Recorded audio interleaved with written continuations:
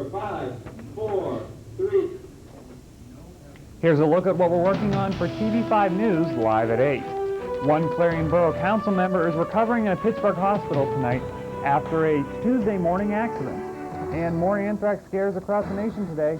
We'll bring you the latest developing details from New York and Washington. Have you noticed lower prices at the pump? Our Julie Lope has news of falling gas prices. And as always, Stephanie Dugan will join us with the weather, and Brian Cook will join us with sports. It's all coming up tonight on TV5 News, live at 8.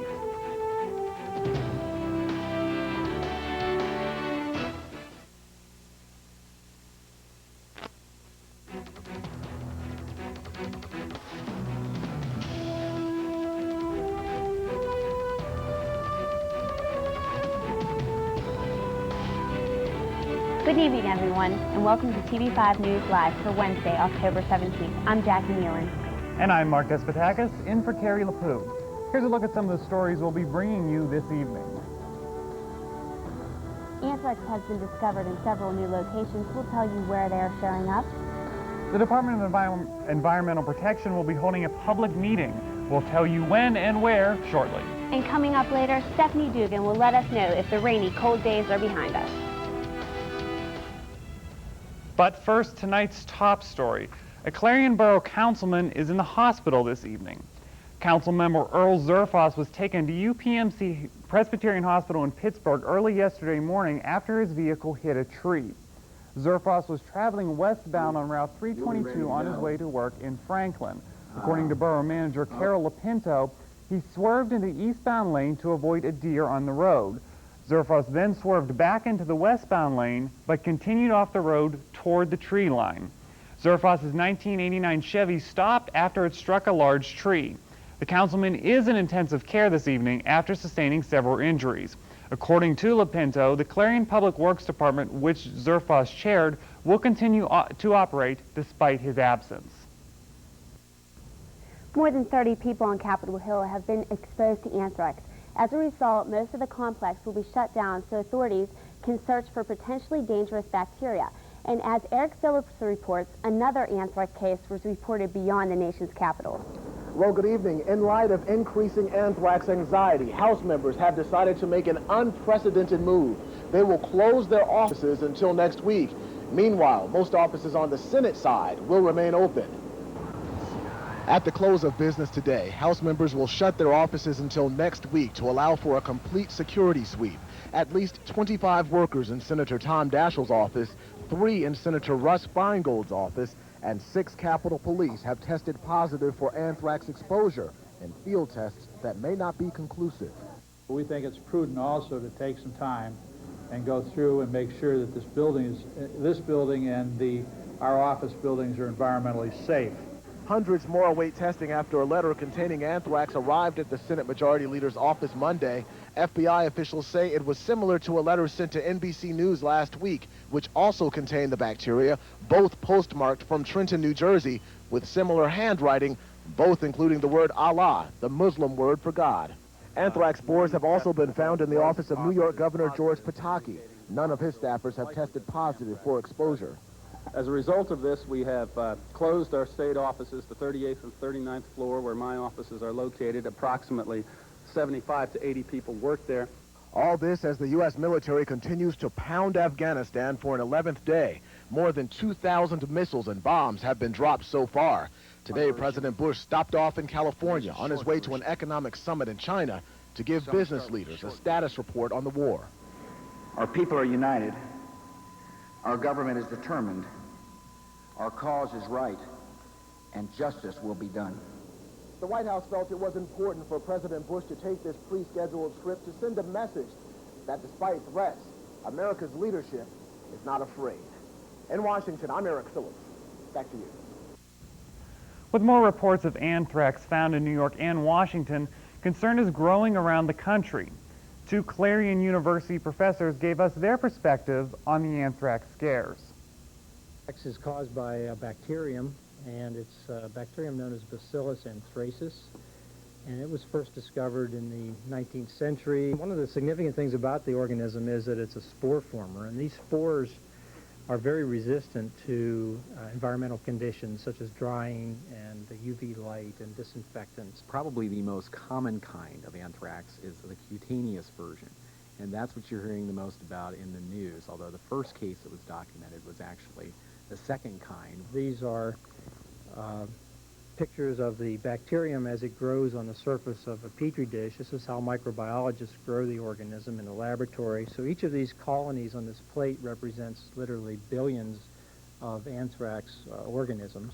The other nice thing about it is that the organism is very treatable, and there's an antibiotic that everybody's heard about. It's called Cipro, and it's very effective at treating this. But one thing that people are doing that they really don't want to do is go out and buy this antibiotic at a pharmacy. As the professors told TV5, it is important to stay calm and treat the problem as it unfolds. Otherwise, the virus will become immune to the prescribed antibiotic treatment. At a news conference from New York City Hall, New York Mayor Rudy Giuliani today announced the first annual Culture Fest, showcasing the diversity of the city's community. While at the podium, the mayor also discussed the anthrax scare in his city and its psychological effects. So far we're dealing with, was it one letter, right? One letter in New York, going back to September 18th. So multiply the number of days by 40 million and one letter, and you get an idea of how minuscule the risk is. And people are facing much greater risks of everything else harming them than they are anthrax at this point, except that's why this is psychological. What's going on here is psychological rather than being actually bombed or something like that. Giuliani was also asked about the case of anthrax at NBC News. He said that although the letter to NBC is a month old, only one case has been confirmed. 500 people were tested, all were negative. How is the U.S. Postal Service handling the anthrax scares? TV5's Ty Stevenson went out to Clarion's post office to find out. Here at the U.S. Post Office, located on Main Street in Clarion County, to see how they are contributing to the safety of local residents. I talked with Mark Guido, the postmaster, and he gave me some helpful tips. He said, number one, if you find any mail that seems suspicious, please don't panic. Also, don't open it, and double bag it and locate your local authorities. Mark also said that they are taking safety precautions so we as residents should feel safe. He also said that they have not received any suspicious mail. That was Ty Stevenson reporting. How can you protect yourself from possible exposure to anthrax through the mail? Letters or packages with the following characteristics should be treated as a suspect. If there has excessive postage, if there are misspelling of common words, if there are restrictive markings such as confidential or personal, if there are excessive tape or string, if there are oily stains, discolorations, or crystallizations on the wrapper, and if the letter is ridged or bulky. If you receive anything through the mail and are concerned it contains biohazardous materials, call emergency officials immediately. The Department of Environmental Protection will be holding a public meeting tomorrow night. The state DEP will be taking comments regarding its intent to issue Temple Inland Forest Products a plan approval. The meeting will be held at 7 p.m. at the Main Street Center in Clarion Borough. The hearing is being sponsored by Protect the Environment and Children Everywhere, as well as homeowners protecting the environment. Stay with us. TV5 News has live more to come. Recently discovered flaws may force back the completion date for the Clarion County Courthouse renovation project. And with gas prices falling, motorists are discovering it is cheaper to fill up the tank. We'll have more details coming up. TV5 News Live will continue in just a moment.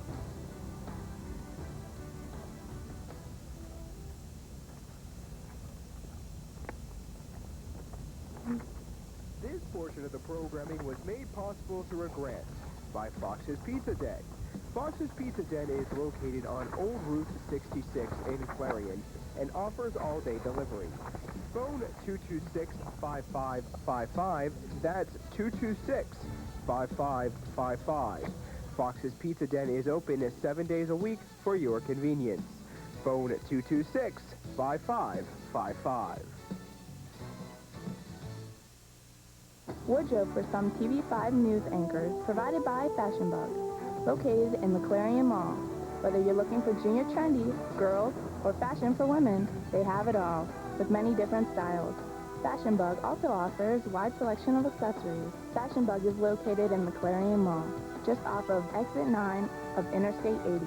Open Monday through Saturday, 10 a.m. till 9 p.m., and Sunday from noon till 5.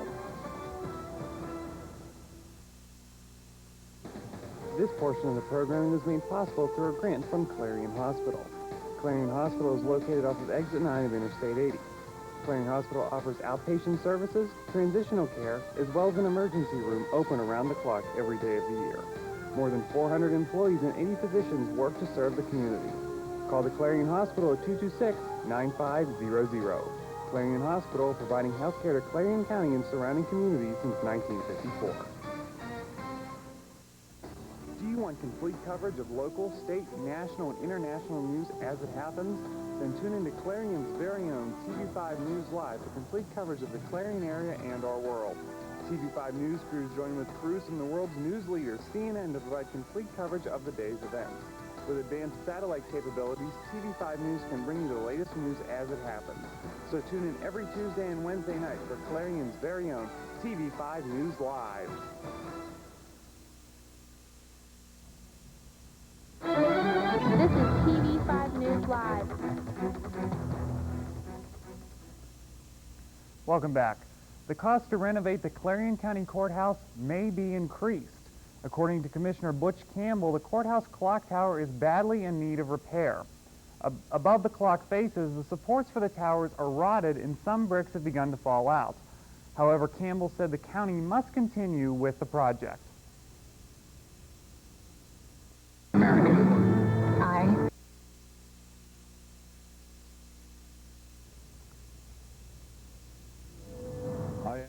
I'm American.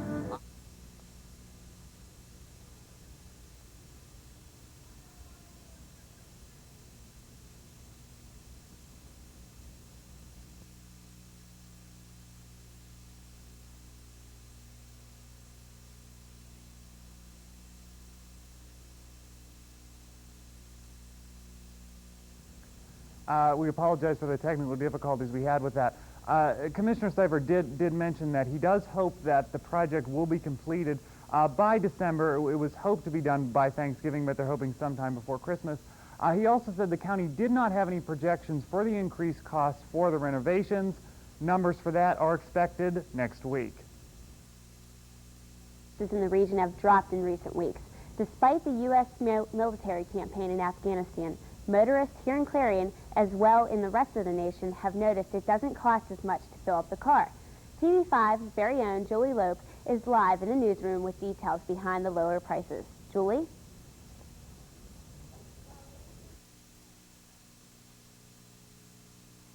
Sorry about that. We'll get back to Julie in a second. The gas prices in Clarion have went down dramatically since the attacks in Afghanistan, and OPEC is trying to control those prices. So.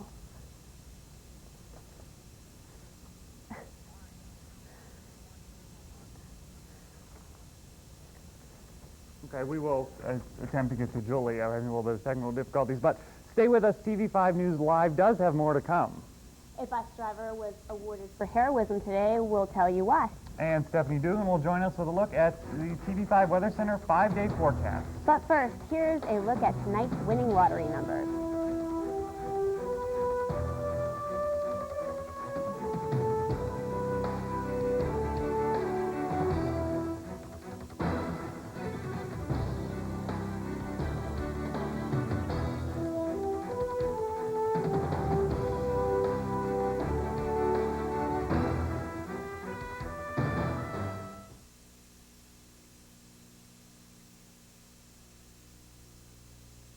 We're stronger than you. You can't hold us back. Violence, we know what it takes to blow past you.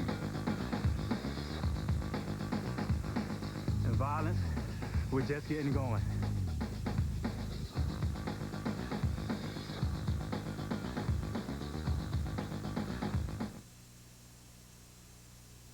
On September 11th, America faced terrorist attacks of the worst kind. Innocent lives were lost, and a sad cloud was cast over this great nation. These acts were intended to cause fear among all Americans, including our children. But we cannot let that happen. There are things we can do to help our kids. Talk with them, listen to them, tell them they're safe and that they're loved. God bless you, and God bless America. It may not look like it, but you're watching the future of the Earth pass by. Because many of these products are made from materials you've been recycling. But to keep recycling working, you need to buy products that say, made from recycled materials. For all those next in line, it would mean the world to them.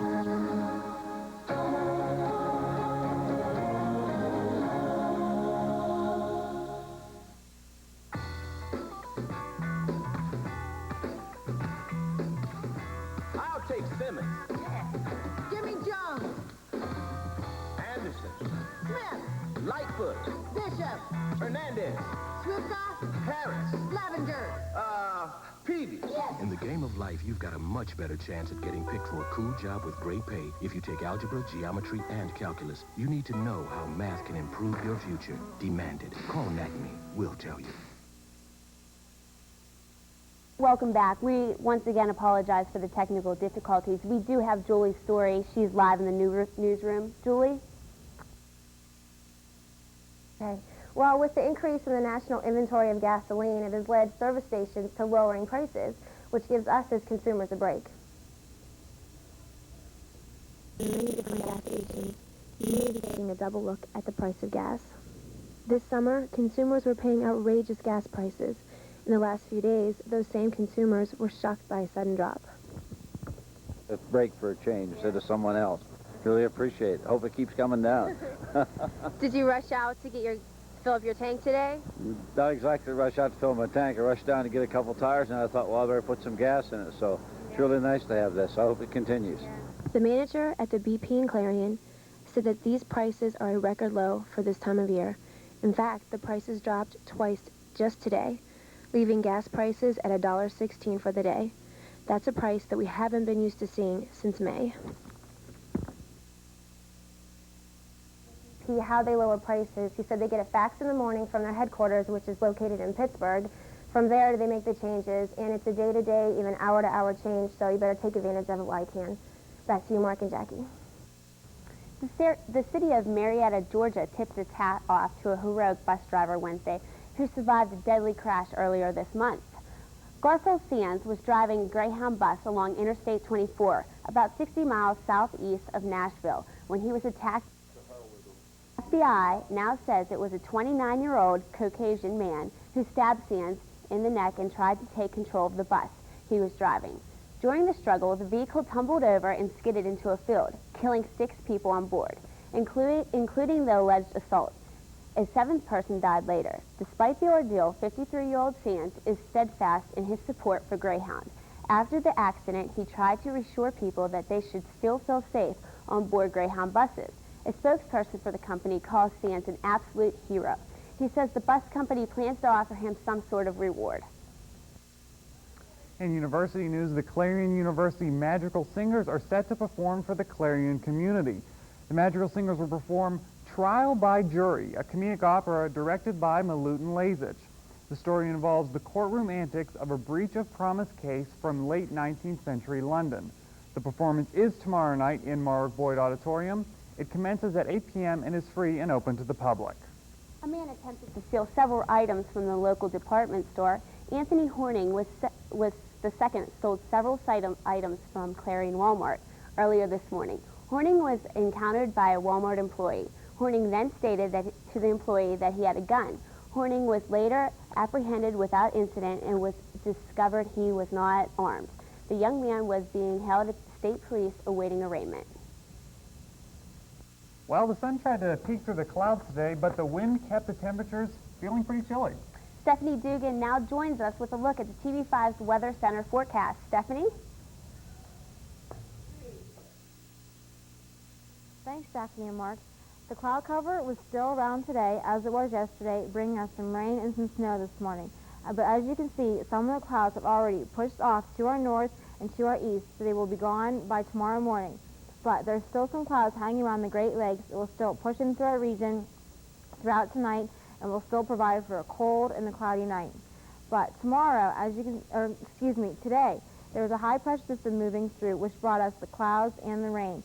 But as you're moving through to tomorrow, that will be pushed out and the rain will be gone and the sun will appear. So looking at it from today, the low pressure system was here, which brought us our rain and our mix of snow day and the cold temperatures. So as you can see, tomorrow the high pressure system is moving along, will bring us our sun and a little bit warmer temperatures. It won't feel too much warmer, but high of near 50. So it's going to be a drastic improvement as today, which felt like it was around 20, but it was actually 41. So for the rest of the week, it looks like tomorrow 55, Friday chance of scattered showers 61, a partly cloudy Saturday and Sunday with 57 and 60, and back to showers again Monday, high of 59. That's all from the weather. Back to you, Jackie and Mark. Stay with us. TV5 News Live has more to come. When we return, Brian Cook will be in with the sports report. But first, here's a look how the local stocks fared on Wall Street today.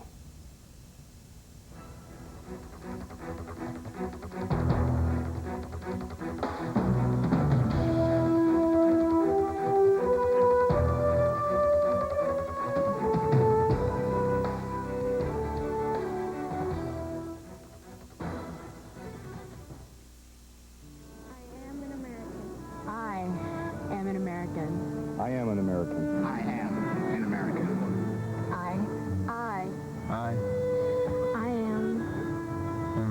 I am an American. I am American. I am an American. I'm an American. I'm an American. I am an American. I am an American. I'm an American. I am an American.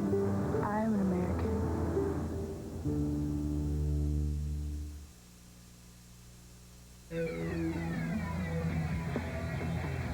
You'd never know it on the battlefield, but nearly half of today's military are National Guard and reservists.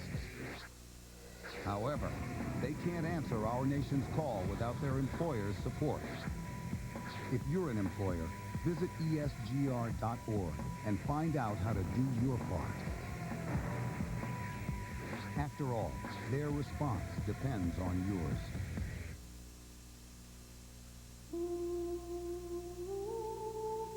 The tools needed to rebuild lives after a disaster aren't always hammers and nails.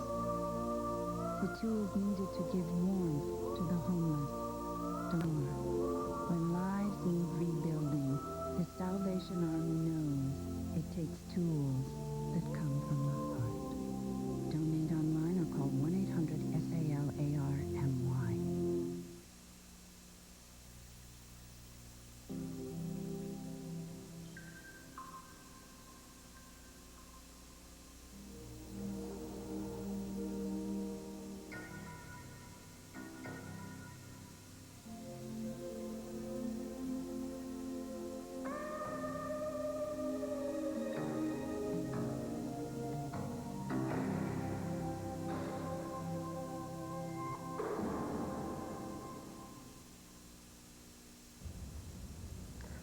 If there is such thing as a curse, it had just been lifted off pitcher Randy Johnson's shoulders. The Diamondbacks were victorious against Atlanta last night, 2-0. Johnson allowed only 3 hits and struck out 11 in Game 1 of the National League Championship Series. Game 2 is tonight. Penguins coach Rick Kehoe has made some changes since replacing Ivan Hlinka in the past few weeks. Kehoe stated in a press conference that he is shaking up things a little bit so that the squad can have the cohesiveness that every team should. The Pens grabbed their first victory of the season last night against the Ottawa Senators, 5-2. He unveiled new line changes that requires players to change the focus of their positions. Michael Jordan returned to the practice squad with the Wizards today after sitting out the scrimmage yesterday because of a strained left foot. Coach Doug Collins says that he doesn't know if Jordan will play in the Wizards' preseason game against Detroit tomorrow. Jordan is scheduled to play in the Wizards' only home preseason game this weekend. Jordan injured his foot in the game against Miami last Saturday. The NFL is screening its mail carefully and is encouraging other sports to do the same thing. After the discovery of anthrax being sent through the mail, the National Football League officials decided to monitor what is being sent through the mail. The league also suggests that fans get in touch with the players by way of faxes, emails, and websites. The bad boy of boxing is back and plans to regain the titles that he once had. Champ Mike Tyson fought in his first bout in 1 year against Brian Nielsen this past weekend. Tyson stated to the press that he is also ready to take on all challengers and feels confident that he can't be beat. He stated that he wants to fight the current champion Rahman, but first Rahman and Lennox Lewis will have a rematch to the title that they fought in the upcoming months. For TV5 Sports, I'm Brian Cook. That's all for this edition of TV5 News Live. Pat Grace and Susan Lonrell will join you tomorrow with Clarion's very own TV5 News Live. Until then, I'm Mark Despotaka. And I'm Jackie Nealon. For everyone here at TV5, good night.